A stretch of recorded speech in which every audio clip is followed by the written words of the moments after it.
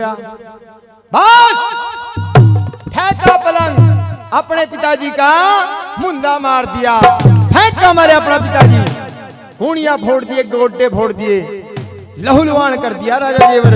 हा हा हा, सांट अपने पिताजी के ऊपर गिर दी।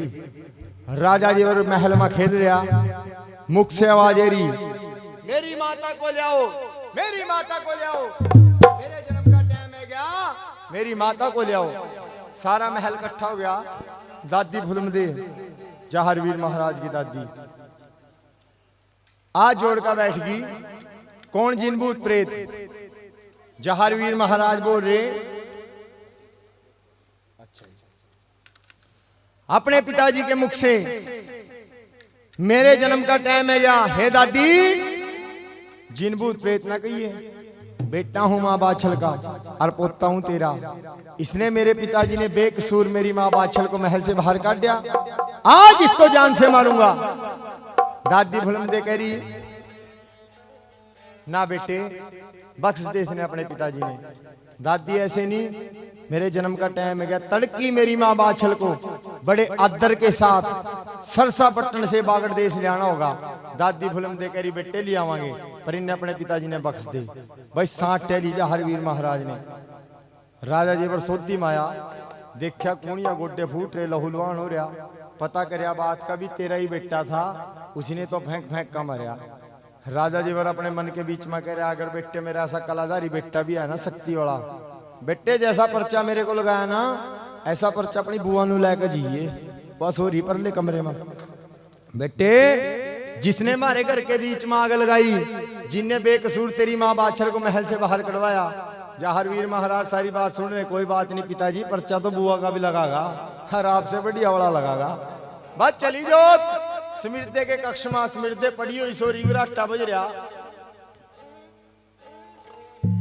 और चोटी पिलंग से नीचा लटक रही। जहारवीर महाराज ने देखा भी घर की ध्यानी खुद नहीं हाथ ठाना इस पर सबक तो सिखाना। 52 वीरों में से 2 वीर याद करे, 2 वीरों इसको मेरी बुआ को ऐसा पर्चा लगाओ, इसकी बुद्धि ठीक कर दो। इसने 9 लख हार के लालच में मेरी भोली मां को महल से बाहर कढ़वाया।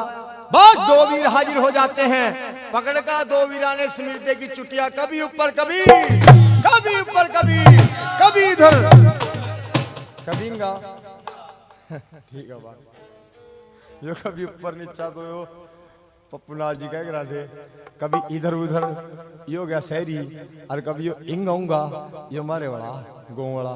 बस सच्चे दरबार की फेंक फेंक का मारी स्मृति कहा, कौन जीन भूत प्रेत?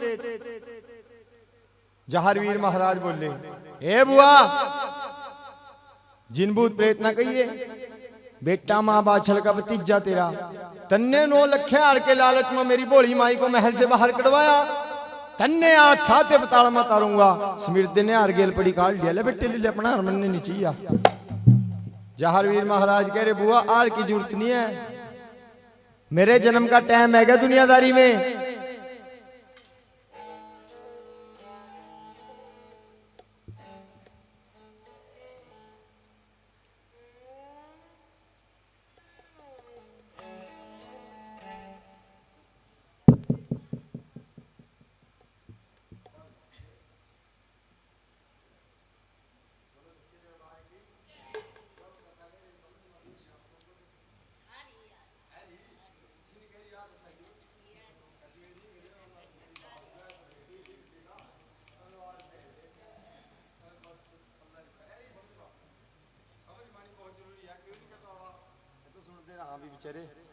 देविया के किसी किसी क्या हुआ समझ मानी बहुत जरूरी है।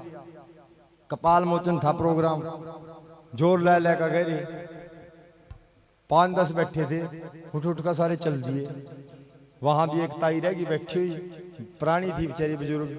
महा बाबा जी की कथा भी प्राणी है भाई, इसके बुजुर्ग के समझ में बेचारी इसते सुनाओ।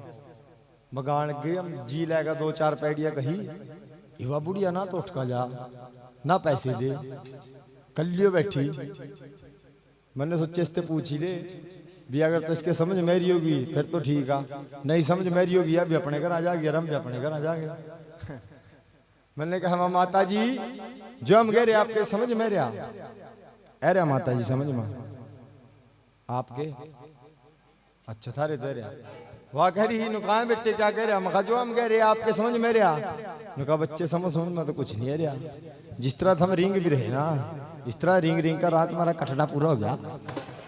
अरे बेटे मैं तो न्यू देखने वास्ता बैठी भी थम किस टाइम गिरांगे है तो हम रिंग ही रहे नु का सांझ के। अरे बेटे जाने वाली तो यार सुन ले जोन सी दरी पर हम खड़े मटक भी रहे ना ये दरी मेरी या मेरी दरी दे दे मैं भी चली जाऊंगी। कहीं नहीं कहा था मोहम्मद रफीक के चेले रे मका अच्छा कोई नहीं इनने भी गेल पड़ी थी इकट्ठी करके दरी नु कल माता जी जाओ बोलो सच्चे दरबार की हंसना बहुत जरूरी है जी। इस संसार में टेंशन तनाव इतने हो गए हंसने किसी पर टाइम ही नहीं है। और टेंशन तनाव दूर करने के दो ही तरीके या तो हंसो दूसरा या भजन करो भगवान का। हंसने का भी किसी पर टाइम ही नहीं है। बाजे बाजे तो ऐसी शकल बना कर रखा भी देखा दूसरा पहले डर जाए इन्होंने छेड़िए भाई है। बुढ़िया बैठी रो रही थी मखा दादी की रोवानू का बेली बैठी थी बेटे सोचा रोई लियो बेले टाइम में भी कहेगी जी कथा। अगर कथा समझ मेरी बताओ कथा कहेगी